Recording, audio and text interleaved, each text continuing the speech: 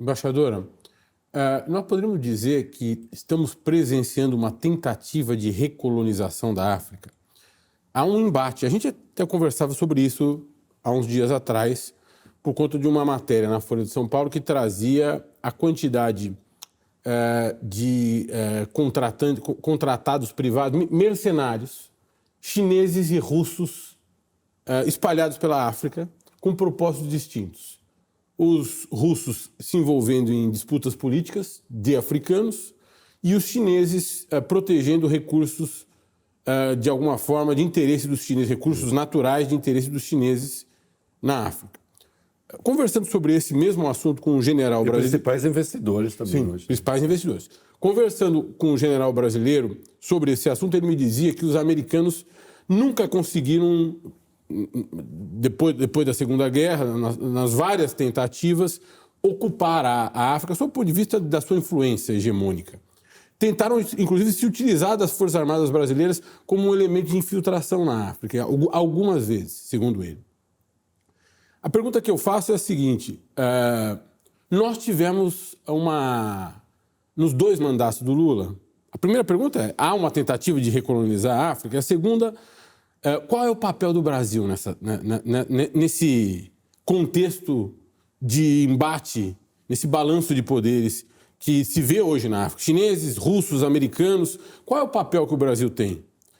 De disputar um espaço nessa neocolonização, suposta neocolonização africana, ou de efetivamente estabelecer uma relação de cooperação com o continente africano, os países africanos e aí por diante?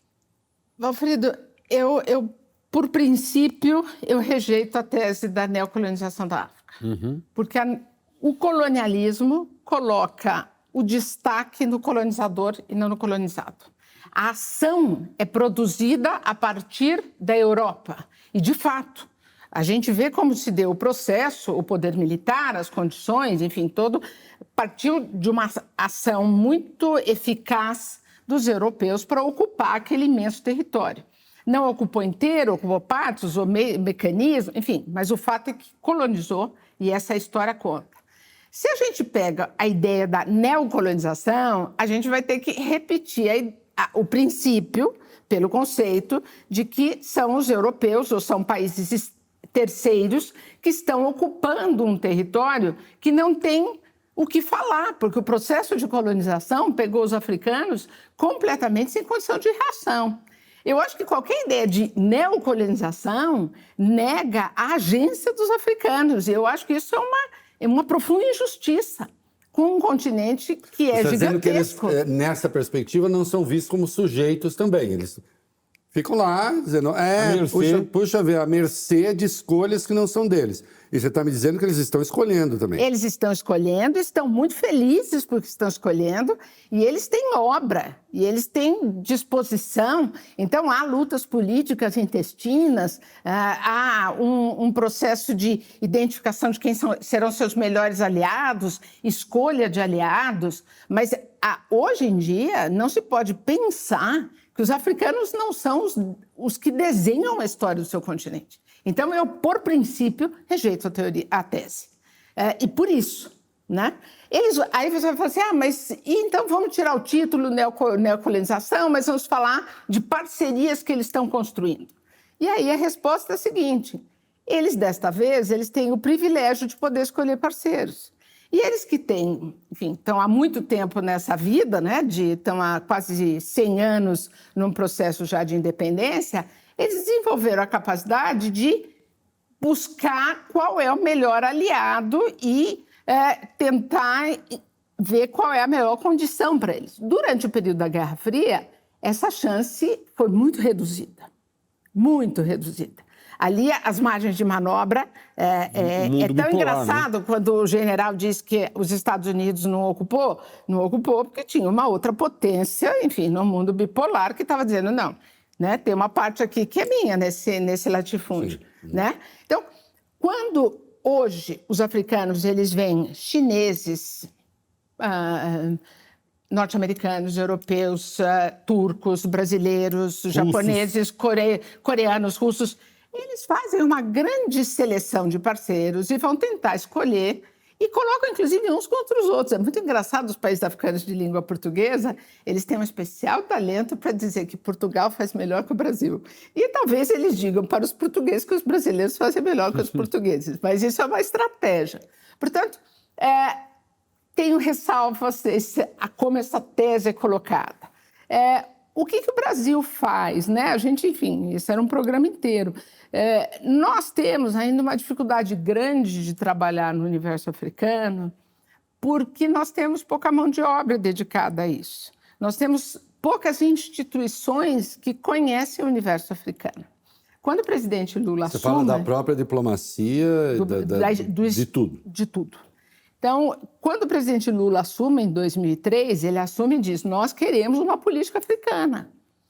Eu já trabalhava há 20 anos quase com o assunto. As pessoas iam bater na minha porta e falavam assim, como é que a gente faz? O que eu vou fazer com a África? Não tem nada na África. O nosso desconhecimento com relação à África, e aí sociedade civil, imprensa, academia, uma vez eu sei que ele é amigo de vocês e também tenho o privilégio de ser meu amigo, o Silvio Almeida, e eu falei assim, Silvio, quantos são os acadêmicos africanos que você conhece e onde você os conheceu? Ele conheceu todos os acadêmicos que ele, por acaso, cruzou nos Estados Unidos. Eu falei, por que a gente não vai à África conhecer os africanos? Então, esse caminho de passar daqui e ir à África para conhecer nos constrange do ponto de vista do desenvolvimento de uma política, porque o Itamaraty acaba sendo muito pequeno para fazer uma política que é com um continente tão gigantesco. É preciso ser muito mais ativo com todos os atores que compõem a política externa. A política externa não é feita só pelo Itamaraty. Então, o Itamaraty pode até ter alguma competência, que eu acho que nós temos grupo de pessoas que vêm trabalhando com o continente já há alguns anos, mas e o resto?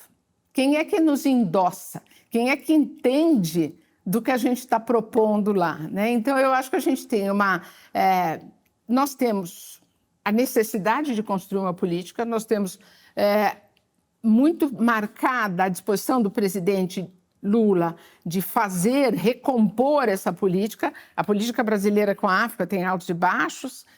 Então, a gente tem disposição política, a gente tem a intenção da burocracia do Itamaraty de trabalhar nessa área, mas nos faltam quadros. E aí a gente encontra isso. Eu vou dar um exemplo que é chocante. A presidenta Dilma, quando ela fez o Sem Fronteiras, imagine uma ideia de fazer uma ligação com os países do Sul, né, e tal. Não era possível ir para a África, porque a percepção é de que a África não tem ciência. Como é que você vai mandar um estudante brasileiro estudar na África, porque lá não tem ciência? É sério? É verdade, não estava. Então, o que a gente vê? Há um desconhecimento que você tem universidades no continente africano que tem muito a oferecer. E mais do que isso, você tem especificidades de saber e áreas de interesse comum. Então, por exemplo, a área de doenças tropicais, eu daria... O mal de eu trabalhar muito tempo com isso é que eu tenho muito exemplo para dar, né? Mas, uma vez, a Faculdade do Mato Grosso fez um curso sobre malária e convidou africanos para virem. Federal do Mato Grosso. Isso há muito tempo atrás, quando eu estava em Angola. Olha o tempo que faz, né? E era possível vir uma pessoa de Angola. Angola pediu para vir vieram dois. Inclusive, o presidente, o responsável pela Política Nacional de Luta contra a Malária. Ele veio fazer o curso de 6 meses, largou o trabalho dele para vir fazer o curso no Brasil, que era muito valoroso isso. Eles foram para a Amazônia e foram para a Serra Pelada. Eu fiquei sabendo disso depois pelo pessoal da faculdade. Chegaram em Serra Pelada, os americanos estavam fazendo testes com medicamentos de malária. O angolano foi para o pessoal brasileiro e falou assim, vocês malucos, o que vocês estão fazendo? Já cansaram de fazer esse teste na África? A gente já viu que esse negócio não funciona. Bom, o cara saiu daqui com o primeiro lugar no curso. Ele adorou ter vindo, porque a troca é sempre rica, mas o conhecimento que está na África é que a gente despreza. Então, eu acho que nós temos que mudar a nossa atitude. E essa atitude ela está refletida no discurso, ela está refletida enfim, é difícil para mim dizer, porque as pessoas trabalham com boa vontade. Elas querem fazer uma aproximação com a África, mas elas erram nas premissas, né? De entender que a África é um interlocutor que está na mesma posição que a gente. Ela está na mesma posição que a gente de dignidade na luta pelo desenvolvimento, de esforço político, de experiência humana, que, enfim, essa eu não preciso nem dizer. Os chineses não estão lá porque sejam idiotas. Eles têm provado nos últimos 50 anos que eles não são, né? Até pelo... Ninguém tirou tanta gente da miséria no mundo, é bom que você saiba, né? Como os chineses. E você pode dizer, mas eles tiraram os chineses. Mas pelo crescimento chinês, eles tiraram outros Muita também gente. do resto. Tem nos ajudado muito. Tem nos no balanço ajudado comercial. muito. E os chineses não estão lá porque sejam exatamente idiotas. E faz muito tempo que eles não são, né? Eu não quero parecer vulgar, mas eu também quero eu quero que o outro tenha materialidade. A gente perde dinheiro, né? Assim, o Brasil perde dinheiro, perde oportunidade de negócios, perde chance de fazer negócio, tem riqueza lá que a gente não está conseguindo explorar e nós poderíamos fazer, porque nós temos conexões com esse continente, é isso? Eu tenho que comentar um fato que nos atrapalha muito. E é um fato, é uma afirmação dura, que provoca constrangimentos. Nesse programa nada eu sei que eu estou num espaço amigo para a gente jogar limpo. Um espaço amigo da liberdade de expressão, da verdadeira liberdade. Olha, então prepare-se porque vem uma forte, hein? Com todos os estudos que eu fiz, enfim, e que eu tenho o privilégio de ter olhado a África de perto e olhado os brasileiros na África, eu digo que o maior constrangimento para o Brasil agir na África é o fato que o Brasil leva para o continente africano o mesmo racismo que ele tem dentro do Brasil. O Brasil é o único país no mundo que, ao se relacionar com a África, transporta para as relações internacionais um dado absolutamente perverso do seu desenvolvimento econômico. Um empresário brasileiro que sai daqui, pega um avião e vai conversar com qualquer empresário riquíssimo africano, ele não consegue se desvestir do preconceito que ele tem com relação ao negro. Então... É sério. Isso é profundamente sério isso. Isso é horrível. Isso, mas você entende, eu acho que é fácil entender. Como é que alguém que aqui dentro desqualifica, porque está treinado para desqualificar, como é que ele chega do outro lado e olha e passa a ser tudo normal? O chinês não tem esse problema, o colonizador não tem esse problema. Quem tem esse problema é o Brasil, porque nenhum país do mundo tem 50%, na verdade mais, de sua população que é afrodescendente. 53. Estados Unidos tem 14%. Isso. Então não dá nem para comparar. Quando eu escrevi esse livro, que eu falo de política externa como instrumento de ação afirmativa, o que eu quero mostrar é que isso não está no meu pensamento, está em quem põe a África, quem põe a África na agenda do Lula, não é a burocracia de Estado, não é a diplomacia, não são os assessores políticos. É o próprio presidente. É o movimento negro. E o movimento negro. É o movimento negro que põe a África. Por quê? Porque quer fazer a histórica volta à África. Mas, enfim, ao fazer essa demanda...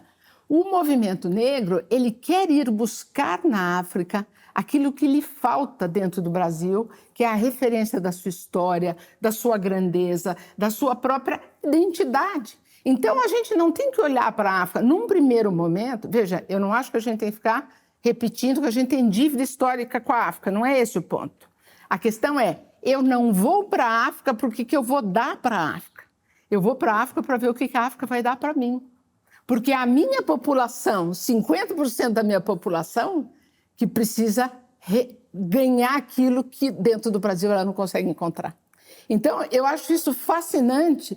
E se a gente não olhar para esse fato, se um empresário, se um professor, enfim, um agente público não se conscientizar que ele tem que se desvestir desse preconceito, o que eu acho que ele é capaz de fazer.